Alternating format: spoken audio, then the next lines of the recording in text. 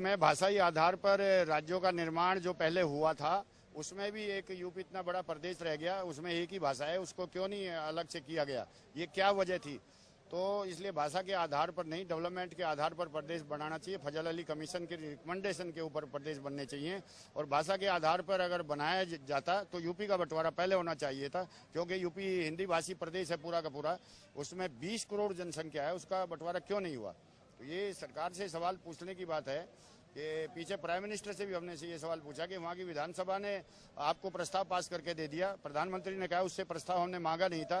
संविधान की धारा 3 के तहत मुझे तेलंगाना पर भी इन पर विश्वास नहीं है, क्योंकि इन्होंने संविधान की धारा डी के तहत, संविधान में A3 में ABCD है, डी के तहत संविधान में विधानसभा से प्रस्ताव राष्ट्रपति के द्वारा मांग के प्रस्ताव जरूरी है।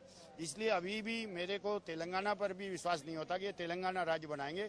अगर ये संविधान की धारा 3A के तहत अगर तेलंगाना को निर्माण करते तो तेलंगाना का निर्माण संभव था। इन्होंने डी के तहत किया, विधानसभा से कैसे प्रस्ताव लाओगे ये समझ से परे, ये संशय बरकरार है, क्योंकि ABCD धारा 3 में 3 कॉलम है और अगर एक कॉलम में बनाते तो इसमें कोई दिक्कत नहीं आती। अभी इन्होंने कह दिया कि राष्ट्रपति जाएगा, वो उनकी संसद जरूरी है, तो अगर वो डी के तहत बनाया गया तो अभी इसमें टाइम लगेगा। विधानसभा से प्रस्ताव कैसे आएंगे, अभी तक नहीं है, अब कैसे आगे कैसे ले आएगी कांग्रेस, ये नहीं समझ आता, क्योंकि वहाँ आंध्रा के लोग इस्तीफा दे रहे हैं, आंध्रा के लोग विधान से प्रस्ताव आने नहीं देंगे।